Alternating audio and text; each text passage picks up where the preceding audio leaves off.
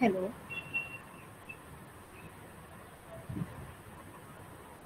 Hello, good evening everyone.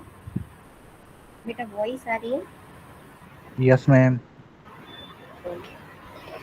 कहीं भी voice yes. Break या स्लो होती है तो just let me know, immediately मुझे बताना, okay? Okay ma'am. So, yes, in last class we were discussing about the physiology of kidney, or you can say the mechanism of urine formation, okay? अगर physiology of kidney पूछते हैं या physiology of urinary system पूछते हैं exams में, या आपको mechanism of urine formation पूछते हैं, सो इन तीनों का आंसर सेम ही होता है।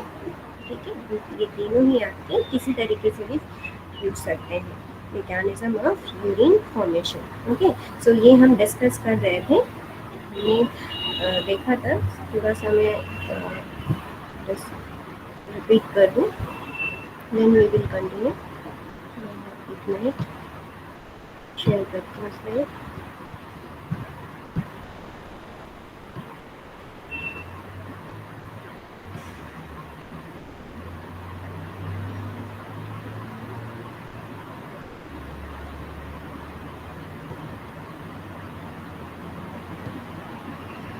ओके, सो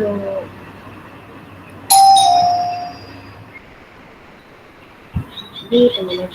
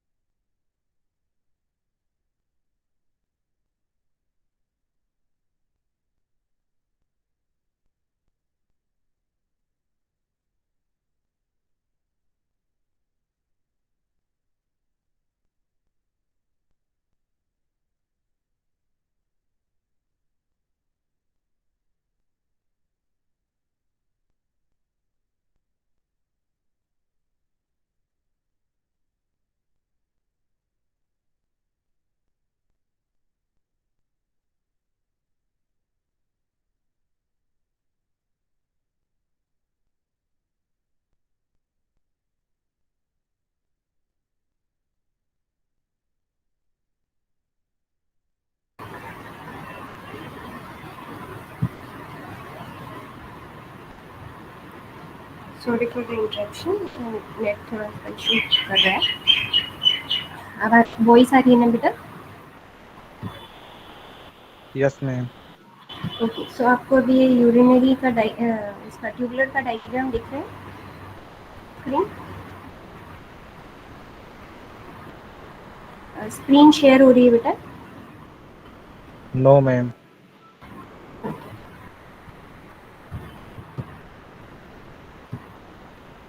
मैम वॉइस भी नहीं आ रही है।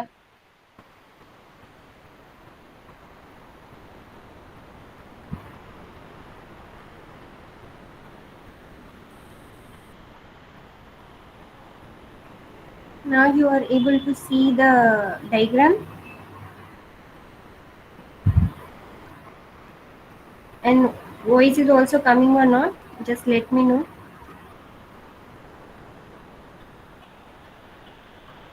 वॉइस आ रही है बेटा? Yes ma'am. And what about screen show? आपको डायग्राम दिख रहा है? Yes ma'am. ओके, सो ये हमने डिस्कस कर लिया था लास्ट क्लास में कि दैट रीनल फिजियोलॉजी और यूरिन फॉर्मेशन का मैकेनिज्म ये 3 प्रोसेस में होता है। That is your first one is your what, glomerular filtration, second tubular reabsorption, और थर्ड है आपका ट्यूबुलर सिक्रेशन। ऑलरेडी मैंने बताया था कि जो ग्लोमेरुलर फिल्ट्रेशन में जो एफरेंट आर्ट्रियोल से ब्लड ग्लोमेरुलस में आता है, वहाँ से आपका फिल्ट्रेशन होता है. This detail we have discuss कैसे फिल्टर होता है, ठीक है. देन आपका जो प्यूरिफाइड ब्लड है, जो फिल्टर हो गया है, वो आपका एफरेंट आर्ट्रियोल से then capillaries, peritubular capillaries and then finally आपका जो रिनल वेन है उससे जुड़ जाता है, उसमें आपका फ्लो करता है. एंड जो फिल्टर हुआ है, जो फिल्ट्रेट आया है यहाँ पर, देन वो आपका फर्दर प्रोसेस में जाता है ट्यूबुलर रीएब्जॉर्प्शन. सेकेंड प्रोसेस आपका ट्यूबुलर रीएब्जॉर्प्शन. ट्यूबुलर रीएब्जॉर्प्शन में क्या होता है, मैंने जब बताया था कि आपकी बहुत सारी जो फिल्ट्रेट में बहुत सारे ऐसे सब्सटेंसेस भी फिल्टर हो जाते हैं जो बॉडी को रिक्वायर्ड होते हैं, जैसे कि ग्लूकोज है, अमीनो एसिड्स हैं, वाटर है, ठीक है, बट वो भी फिल्टर हो जाते हैं due to size problem, size छोटे होने की वजह से. सो वो ट्यूबुलर रीएब्जॉर्प्शन में क्या है, आपकी जो पेरीट्यूबुलर कैपिलरीज हैं उसमें ये रीएब्जॉर्ब हो जाते हैं. ओके, रीएब्जॉर्ब आपका एक्टिव प्रोसेस भी हो सकता है, आपका एक्टिव है, पैसिव है, ऑस्मोसिस है, किसी इनके थ्रू आपका जो ये प्रोसेस है रीएब्जॉर्प्शन का हो जाता है इनटू दी पेरीट्यूबुलर कैपिलरीज. फिर थर्ड होता है आपका ट्यूबुलर सिक्रीशन. ट्यूबुलर सिक्रीशन में क्या है कि जो आपके जो स्टिल जो आपको जो ये प्यूरिफाइड ब्लड है, इसमें भी आपके कुछ अनवांटेड मटेरियल रह जाते हैं जो बॉडी को रिक्वायर्ड नहीं होते, वो फिल्टर नहीं हो पाते यहाँ. सो वो क्या करते हैं, वो सब्सटेंसेस आपकी ट्यूबुलर सिक्रीशन के थ्रू वापस ट्यूब्यूल्स में चले जाते हैं सो दैट बाहर एक्सक्रीट आउट हो सकें. ओके, तो दैट बाहर एक्सक्रीट आउट हो सके, इसलिए ट्यूबुलर सिक्रीशन के थ्रू ट्यूब्यूल्स में सिक्रीट आउट हो जाते हैं. सो ये आपका प्रोसेस मैंने ऑलरेडी डिस्कस किया था. फिल्ट्रेशन कैसे होता है, मेम्ब्रेन, ये सारा मैं ऑलरेडी बता चुकी हूँ आपको, ठीक है. सो कौन कौन से सब्सटेंसेज हैं ये भी डिस्कस हुए थे लास्ट क्लास में आपके, जैसे कि सोडियम क्लोराइड, ये वाटर, ये आपकी बॉडी को रिक्वायर्ड है, सो ये रीएब्जॉर्ब हो जाते हैं. तो इस टाइप की जो थोड़ा सा आपको वेवी टाइप एरो दिख रहा है, that is your active transport, और जो आपको प्लेन एरो है, that is your passive diffusion. ये पैसिव डिफ्यूजन के थ्रू जाते हैं. लाइक वाटर है, वो ऑस्मोसिस के थ्रू एब्जॉर्ब हो जाता है पेरीट्यूबुलर कैपिलरीज में. उसके साथ साथ अमीनो एसिड है, ग्लूकोज है, विटामिन है, जो फिल्टर आउट हो गए हैं वो ट्यूबुलर रीएब्जॉर्प्शन से वापस ब्लड में चले जाते हैं, ठीक है. फिर वाटर सबसे ज़्यादा कहाँ से रीएब्जॉर्ब हो जाता है, लूप ऑफ हेनले से. ओके, ठीक है.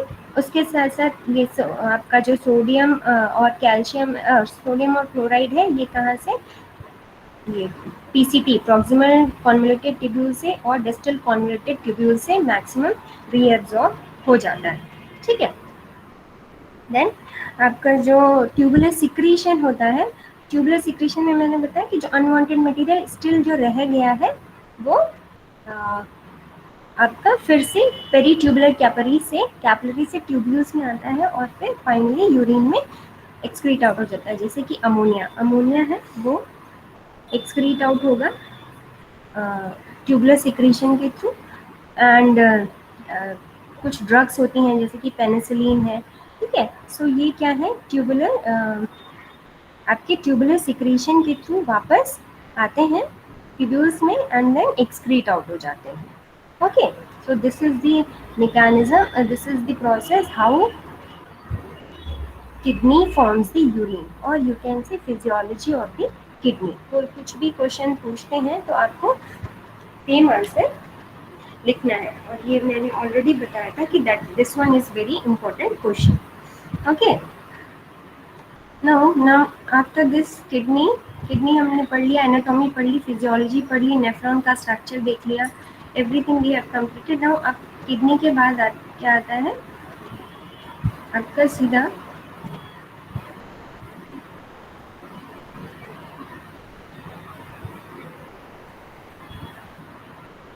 दिस वी हैव कवर्ड, ये सारा आपका वही है. नाउ यूरेट्रा,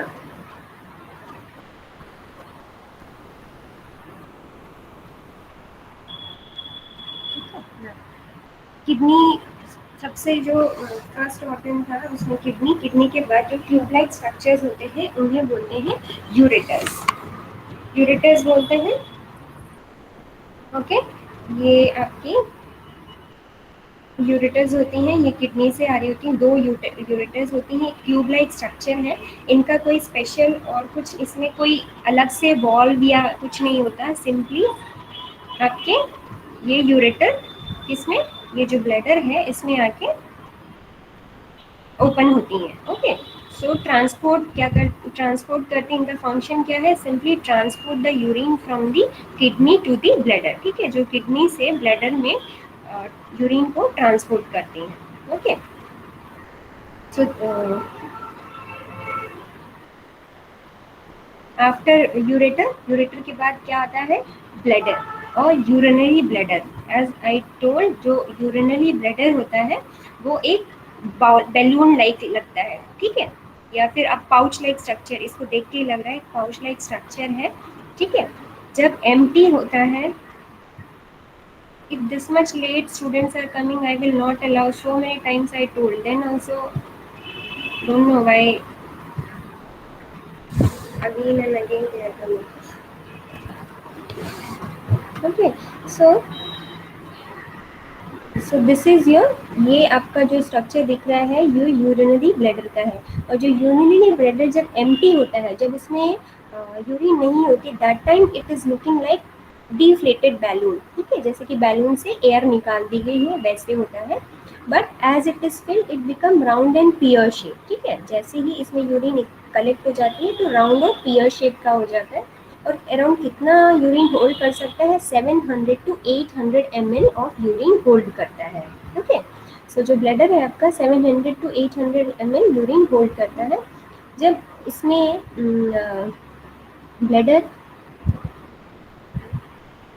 जब ब्लैडर एम्प्टी होता है उस टाइम, जैसे कि आपने स्टमक में रिव्यू पढ़ा था, जो आपकी फोल्डिंग्स होते हैं इनवर्ड फोल्डिंग्स, वैसे ही इसमें भी रिव्यू होते हैं। रिव्यू ऑफ म्यूकोसा, जो इनर मोस्ट लेयर है म्यूकोसा, उसमें फोल्डिंग्स होते हैं।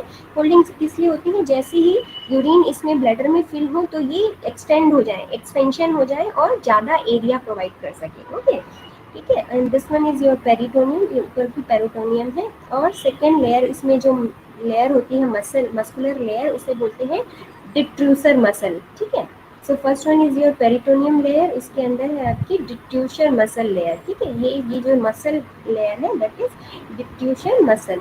यही आपकी जब कॉन्ट्रैक्ट होती है तो यूरिन आपकी ब्लैडर से यूरेथ्रा के थ्रू पास आउट होती है। ओके, देन इसमें 3 ओपनिंग्स है, ब्लैडर में 3 ओपनिंग्स है। ये 2 ओपनिंग किसकी है? ये 2 ओपनिंग है आपकी इसकी जो यूरेटर ट्यूब्स हैं इनकी। और जो तीसरी है ये है इंटरनल यूरेथ्रा, ये यूरेथ्रा की ओपनिंग है। ओके, सो 3 ओपनिंग्स है और इसको बोलते हैं, ये जो यहाँ पर trigone. Okay, this area is known as trigone, this muscular area. Okay, और this one is the urethra, ये यूरेथ्रा है। Okay, so this one is the external orifice, मतलब एक्सटर्नल ओपनिंग है, and this one is your internal opening. Okay, ये these are the hip bones. तो समझ आ गया?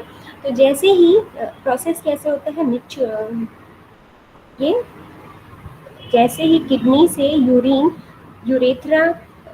Ureter tube के through bladder में आएगी, यहाँ पर स्टोर रहेगी। ओके, जैसे ही ये इसको डिस्टेंस, जैसे ही इसमें अमाउंट ऑफ यूरिन ज़्यादा हो जाता है, सो अराउंड 700 to 8 ml, तो क्या हो 800 ml, सो इसमें क्या है?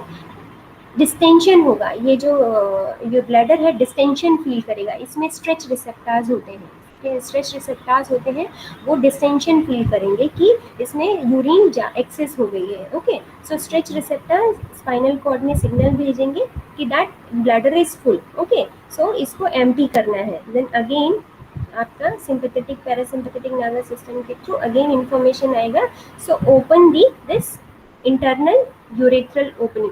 सो ये जो डिट्यूशन मसल्स हैं इसमें क्या है, ये कॉन्ट्रैक्ट करेंगी। जब आपकी ये डिट्यूशन मसल्स कॉन्ट्रैक्ट करेंगी, सो जो यूरिन है वो यहाँ से, ऑफकोर्स यहाँ से जब कॉन्ट्रैक्शन होगा, ये इधर से कॉन्ट्रैक्शन होगा तो यूरिन आपका इंटरनल यूरेथ्रल ओरिफाइस से बाहर की तरफ आएगी. Okay, and this external, this one is not in our will power. ये हमारे ऊपर कंट्रोल नहीं होता इंटरनल ओपनिंग पे, वाइल जो एक्सटर्नल ओपनिंग यूरेथ्रल ओपनिंग होती है उन पर वॉलेंट्री कंट्रोल होता है. Okay, so this orifice is involuntary while this one is your voluntary. ठीक है, सो इस तरह से जो ब्लैडर है उसका एम्प्टी होता है, और यू कैन से मिच्योरेशन, इसे ही बोलते हैं, इस प्रोसेस को ही बोलते हैं micturition. The discharge of urine from body to outside, external of the body, that is your maturation. Okay, the discharge of urine involve same thing it is written, जो discharge होती है urine involve voluntary and involuntary muscle contraction. ठीक है, जैसे मैंने बताया जो trigon और जो इंटरनल स्पिंचर है, इंटरनल ओपनिंग है, उस पर कंट्रोल नहीं होता है, वाइल जो एक्सटर्नल ओपनिंग है उस पर कंट्रोल होता है. Okay, so and same thing it is written, stretch receptor trigger होंगे. सो उससे क्या है, इंफॉर्मेशन आएगा ब्लैडर पे कि दैट ब्लैडर इज फुल, और फिर वो डिट्यूशन मसल्स कॉन्ट्रैक्ट होंगे और यूरिन आपकी बाहर आउटसाइड द बॉडी डिस्चार्ज हो जाएगी. Okay, same in male and female both the cases, in both the gender different urethra is there. For male different and female is different. In case of male जो urine and जो semen है both का discharge same urethra से होता है. Okay, so this is your urinary system का anatomy and physiology. समझ आ गया बेटा? इसमें ब्लैडर और ये इतना ज़्यादा इम्पोर्टेंट नहीं है, एक्सेप्ट जो आपका समटाइम व्हाट इज मिच्योरेशन रिफ्लेक्स पूछ लेते हैं. ठीक है, क्लियर हो गया ये एनाटॉमी एंड फिजियोलॉजी, नेफ्रॉन का structure. Everybody is getting my voice right ना?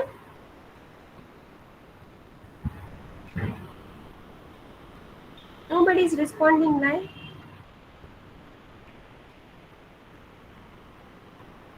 Hello. Yes, ma'am. Okay, at least say yes or not. I am thinking that my connection is loose or not. Something else happened. Okay. Okay. Now इसमें ही आपके दो important topic हैं urinary system में. That is your renin angiotensin system, RAS system, जिसे RAS बोलते हैं, RAAS. Okay. Yes. Renin angiotensin system. Again I am telling, ये बहुत ही इंपॉर्टेंट क्वेश्चन है. ये आपका जो 5 मार्क्स में होता है, 5 मार्क्स में ज़रूर पूछते हैं. ओके, तो क्या होता है रेनिन एंजियोटेंसिन सिस्टम?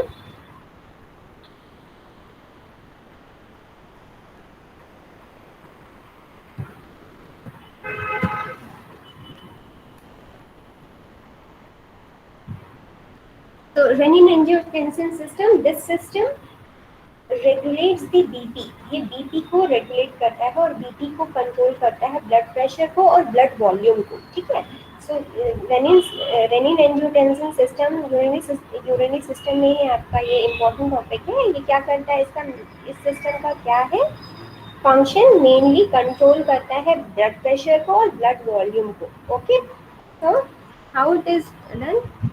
जैसे ही ब्लड वॉल्यूम, बॉडी में ब्लड वॉल्यूम कम होता है या फिर ब्लड वॉल्यूम कम होगा तो ब्लड प्रेशर भी कम होगा. ओके, सो जब जैसे ही ब्लड वॉल्यूम या ब्लड वॉल्यूम कम होता है, ब्लड प्रेशर कम होता है, तो क्या है, लीवर से आपका एंजियोटेंसिनोजन, एक पेप्टाइड है, ये रिलीज होता है. ओके, एंजियोटेंसिनोजन पेप्टाइड रिलीज होता है ब्लड में, और जो आपकी किडनी है उससे रिलीज होता है renin. Renin is an hormone.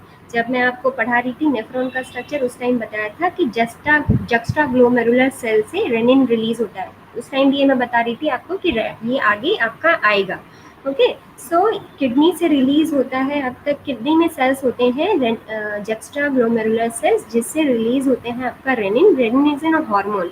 ये रेनिन क्या करता है, एंजियोटेंसिनोजन जो पेप्टाइड है उसको कन्वर्ट कर देता है किसमें, एंजियोटेंसिनोजन टेंसिन 1 में, ठीक है। और जो एंजियोटेंसिन 1 है वो in the presence of angiotensin converting enzyme, it is an enzyme जो कि मेनली आपका प्रेजेंट होता है कहाँ पर, लंग्स में, ठीक है। यहाँ पर से ये एंजाइम आता है और ये क्या करता है, कन्वर्ट करता है एंजियोटेंसिन 1 को एंजियोटेंसिन 2 में, ठीक है। एंड दिस एंजियोटेंसिन 2, ये एंजियोटेंसिन 2 ही है जो क्या करेगा फिर, this this will what it will do, इसका क्या क्या इफेक्ट है ये आप देखेंगे। सबसे पहला ये एड्रिनल ग्लैंड, जो यहाँ पर किडनी के ऊपर एड्रिनल ग्लैंड होते हैं, उसके कॉर्टेक्स से एल्डोस्टेरॉन का सिक्रीशन करेगा, ठीक है। एल्डोस्टेरॉन का सिक्रीशन करेगा, एल्डोस्टेरॉन फिर क्या करेगा, tubular calcium tubular sodium chloride का रीएब्जॉर्प्शन करेगा एंड पोटेशियम का एक्सक्रीशन करेगा, दस आपका जो वाटर का रिटेंशन करेगा, ठीक है। तो बॉडी ये रेनिन एंजियोटेंसिन सिस्टम कब एक्टिव होती है, जब बॉडी फ्लूइड कम हो जा रहा है, मतलब ब्लड का वॉल्यूम कम हो जा रहा है, बीपी कम हो जा रही है, ठीक है। तो ये एल्डोस्टेरॉन क्या कर देगा, सोडियम और वाटर का रिटेंशन करता है। जब सोडियम और वाटर का रिटेंशन होगा तो ब्लड वॉल्यूम बढ़ने लगेगा, ओके। साथ साथ में और कैसे बढ़ाता है ये ब्लड प्रेशर को, this renin this angiotensin 2 what it will do, arteriolar constriction, arteriolar vasoconstriction, जो आर्टरीज हैं उनका क्या करता है, वैसोकॉन्स्ट्रिक्शन, उनको कॉन्स्ट्रिक्ट कर देता है, उनको कॉन्स्ट्रिक्ट करेगा तो भी ब्लड प्रेशर बढ़ जाएगा, ओके। के साथ साथ ये क्या करता है, जो पिट्यूटरी ग्लैंड है, पिट्यूटरी ग्लैंड में जो पोस्टीरियर पिट्यूटरी से anti diuretic hormone secrete out होता है, ये हमने पढ़ा था एंडोक्राइन सिस्टम में। So anti diuretic hormone secrete होता है। एंटी डायरेटिक हार्मोन का फंक्शन क्या है, इट रिटेन दी वाटर, ये ठीक है, वाटर का रिटेंशन करता है, ठीक है, मतलब डायरेसिस, यूरिन का आउटपुट कम कर देता है, ठीक है। तो वाटर का रीएब्जॉर्प्शन बढ़ा देगा। ये जो आपकी ट्यूब्यूल्स है, रिनल ट्यूब्यूल्स है, उनसे वाटर का रीएब्जॉर्प्शन बढ़ा रहा है, ठीक है। सो एड्रिनल ग्लैंड, ये आपका पिट्यूटरी ग्लैंड के थ्रू एडीएच सिक्रीट होगा, एडीएच सिक्रीट होने से वाटर का रीएब्जॉर्प्शन बढ़ रहा है, सो अल्टीमेटली वाटर बॉडी में बढ़ जाएगा, वाटर रिटेंशन होगा। दूसरा आपका था कि जो वैसो कंस्ट्रिक्शन होगा, जिस वजह से भी ब्लड प्रेशर आपका बढ़ जाएगा, ओके। तीसरा है एल्डोस्टेरॉन सिक्रीशन होता है, जिसकी वजह से भी वाटर का रिटेंशन हो रहा है, ओके। सो उसकी वजह वाटर का रिटेंशन हो रहा है, अल्टीमेटली जो ब्लड प्रेशर इंक्रीज होगा, okay.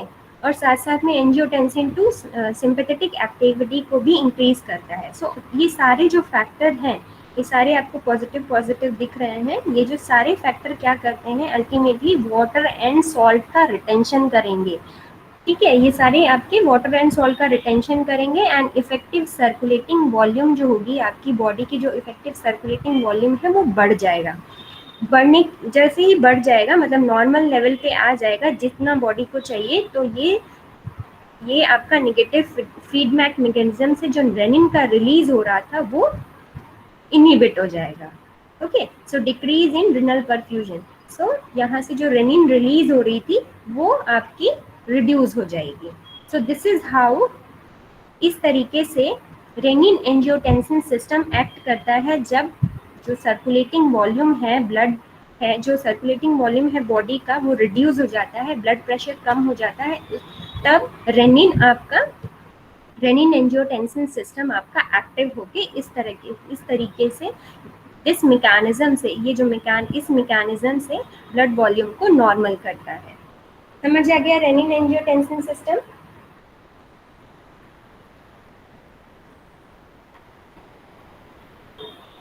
Hello students, I'm asking something.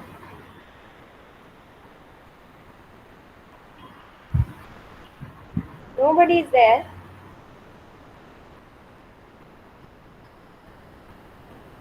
Hello.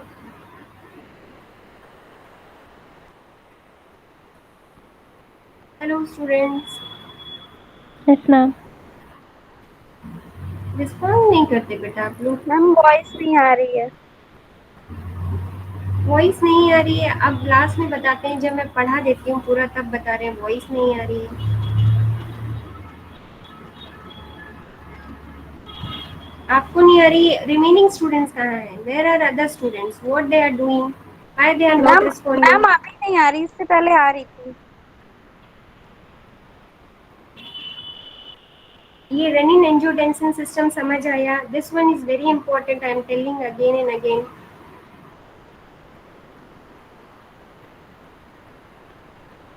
Yes or no? Otherwise, shall I proceed?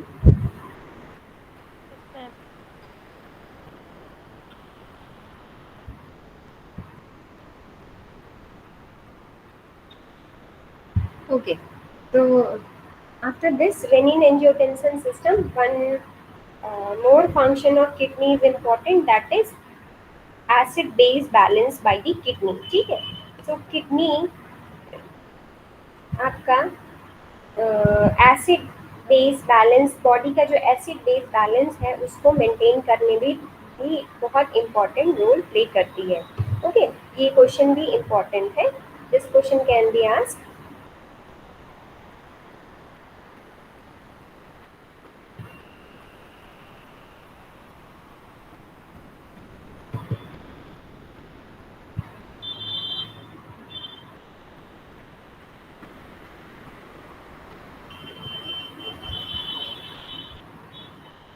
So renal control of acid base balance कैसे? किडनी जो है आपका वो कंट्रोल करती है acid base balance bye either secreting acidic और basic urine. ठीक है, जब बॉडी में एसिडिक कंडीशन ज़्यादा बढ़ जाती है तो क्या करती है किडनी, क्या करती है एसिडिक यूरिन को एक्सक्रीट आउट करती है। वैसे जो नॉर्मल जो जो फिल्ट्रेट होता है उसका नॉर्मल पीएच 7.4 होता है, वाइल जब आपका जो यूरिन है उसका पीएच 6 होगा, अराउंड 6 होगा, and it can vary from 4 to 8.5। ठीक है, 4 पीएच से 8.5 तक वेरी कर सकता है, मतलब acid some in special condition it may become acidic और बेसिक। ठीक है, स्लाइटली एसिडिक यूरिन होती है वैसे तो, बट अगर बॉडी में एसिडिक कंडीशन बढ़ जाती है then how kidney balance the pH by excreting out the acidic urine। ठीक है, तो जैसे ही आपकी बॉडी में एसिडिक कंडीशन बढ़ जाती है तो यूरिन किडनी क्या करती है एसिडिक यूरिन को एक्सक्रीट आउट करने लगती है। ओके, वाइल इसका अपोजिट अगर बेसिक कंडीशन बढ़ जाती है बॉडी में then basic urine excrete out करके बॉडी अपने आप को बैलेंस करती है। ठीक है, सो थ्री मैकेनिज्म्स हैं जिसके थ्रू रेगुलेट करती है pH. First pH of the body kidney कैसे? फर्स्ट मैकेनिज्म है सिक्रीशन ऑफ हाइड्रोजन आयन, जो हाइड्रोजन आयन है उनका सिक्रीशन करती है, reabsorption of filter bicarbonate ion, and तीसरा है production of new bicarbonate ion. ठीक है, न्यू बाइकार्बोनेट आयन का production. So as I told, acidosis condition में जो किडनी होगी वो आपका एसिडिक यूरिन एक्सक्रीट आउट करेगी सो दैट बॉडी मेंटेन कर सके, एंड एल्कलोसिस कंडीशन में बेसिक यूरिन एक्सक्रीट आउट करेगी। Same thing it is written. तो ये मैकेनिज्म है। mechanism of first mechanism of hydrogen ion secretion and bicarbonate का reabsorption। ठीक है, तो कैसे होता है ये आप इस डायग्राम से देखेंगे। कार्बोनिक एनहाइड्रेस एंजाइम, ये डायग्राम में पहले सेल्स है, ये आपकी जो किडनी के ट्यूब्यूल है उसका सेल है, ये ट्यूब्यूल का डायग्राम, जो ट्यूब्यूल है आपका उसका ये एक सेल का डायग्राम दिखा रहे हैं। इस साइड है आपका ये रेनल इंटेस्टिनल ट्यूब, मतलब कि ये किडनी का रेनल इंटेस्टिनल ट्यूब है, ये जो intestine, and this one is your tubular lumen. ठीक है, ये ट्यूब्यूल का ल्यूमेन है, ये ट्यूब्यूल का ल्यूमेन है और ये ट्यूब्यूल्स के सेल है। Okay, so in tubular cells है उसमें कार्बोनिक एनहाइड्रेस एंजाइम की प्रेजेंस में CO2 and water they form by carbonic acid H2CO3. This H2CO3 आपका जो ब्रेकडाउन होता है hydrogen ion and bicarbonate ion. So जो ये बाइकार्बोनेट आयन है ये आपका रीएब्सॉर्ब हो जाता है. ठीक है, जो ये बाइकार्बोनेट आयन रीएब्सॉर्ब हो जाएगा इंटेस्टिनल फ्लूइड में, इंटेस्टिनल फ्लूइड से ब्लड में. ओके, एंड जो ये हाइड्रोजन आयन लिबरेट हुआ है, this hydrogen ion is excreted into the tubular lumen में आ जाएगा, ट्यूब्यूल में आ जाएगा. ठीक है, ट्यूबुलर ल्यूमन में आ जाएगा एंड जो आपका ट्यूबुलर ल्यूमन है वहां पर HCO3 मतलब बाइकार्बोनेट आयन होगा, उसके साथ फिर मिलके ये H2CO3 बना लेगा. एंड जैसे ही फिर ये आपका ब्रेक होगा कार्बन डाइऑक्साइड एंड वाटर में. एक्सेस ऑफ कार्बन डाइऑक्साइड, जैसे ही कंसंट्रेशन कार्बन डाइऑक्साइड की बढ़ेगी then again it will diffuse into the this cell. ठीक है, इस तरह से साइकिल चलता रहता है. तो यहाँ पर आपका ion, hydrogen ion ultimately net आपका सिक्रीट आउट नहीं हो रहा है, बाहर नहीं जा रहा है, बट इसका जो है कंसंट्रेशन अंदर नहीं बढ़ रहा है. ओके, क्योंकि ये हाइड्रोजन आपका क्या करके H2CO3 के साथ बाइकार्बोनेट आयन के साथ मिलके कार्बोनिक एसिड में कन्वर्ट हो जा रहा है. ओके, और जो ये है बाइकार्बोनेट आयन का रीएब्सॉर्प्शन हो रहा है. ओके, तो this is the one mechanism. ये आपका एक मैकेनिज्म है. दूसरा है primary active secretion of hydrogen ion. Hydrogen ion का सिक्रीशन, ठीक है, कैसे? अगेन सेम, जो हाइड्रोजन आयन लिबरेट हुआ है वो ये आपका हाइड्रोजन क्लोराइड ATP ये पंप है, इसके थ्रू क्या है जो हाइड्रोजन आयन है वो आपका ल्यूमन ट्यूबल में आ जाएगा. Okay, and then it excrete outside the body. Okay, तीसरा है buffering of secreted hydrogen ion by filtrated phosphate. Okay, so जो इसमें इस केस में जो हाइड्रोजन आयन लिबरेट हुआ है वो आपका सोडियम के एक्सचेंज में, मतलब सोडियम अंदर आएगा और हाइड्रोजन आपका बाहर जाएगा, एंड फिर ये आपका NaHPO4 के साथ कंबाइन होके NaH2PO4 फॉर्म करेगा, and this is finally excreted outside the body. Okay, so this hydrogen ion is eliminating outside the body. ठीक है, इसके बाद है आपका एक और है this excess of hydrogen ion generation of new bicarbonate. कैसे न्यू एक्सेस जो हाइड्रोजन आयन बने हैं उनका एक्सक्रीशन है बाहर की तरफ बॉडी से, वाइल जो आपके न्यू बाइकार्बोनेट आयन का सिंथेसिस है और जनरेशन है बाय अमोनिया बफर सिस्टम से. हाउ?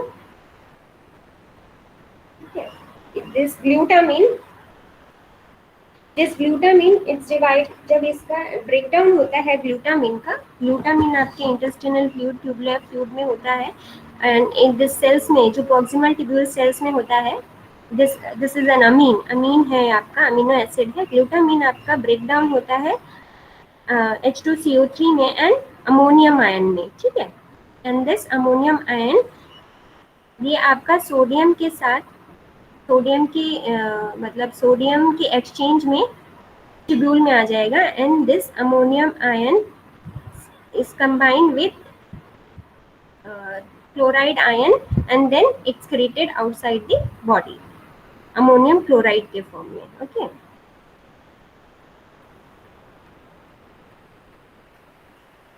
तो यहाँ पर आपका जो यहाँ से आप देख रहे हैं कि आपका जो न्यू जनरेशन हो रहा है बाइकार्बोनेट आयंस का जनरेशन, ग्लूटामिन से बाइकार्बोनेट आयन का जनरेशन हो रहा है. ठीक है, वाइल इस केस में देखेंगे आप जो हाइड्रोजन आयन लिबरेट हुए हैं वो आपके ट्यूबुलर ल्यूमन में आएंगे और वो अमोनिया के साथ कंबाइन होके NH आपका जो NH3 है अमोनिया के साथ कंबाइन होके NH4Cl देन बाहर एक्सक्रीट आउट हो जाते हैं. Okay, so these are the mechanism जिससे कि बॉडी आपकी एसिड बेस बैलेंस को मेंटेन रखती है। ओके, जो किडनी है वो बॉडी की जो एसिड बेस बैलेंस है उसको मेंटेन करने में इम्पोर्टेंट रोल प्ले करती है।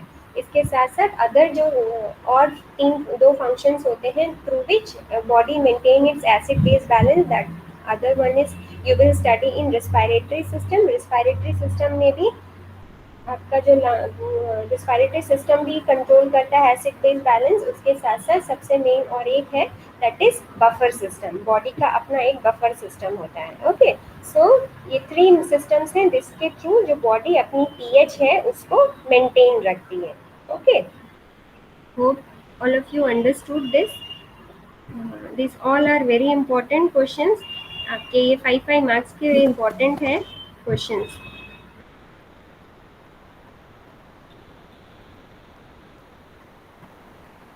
Hello, everybody understood? Yes, ma'am. Urinary system, since today we have completed this urinary system. Okay, so anyone have any doubt?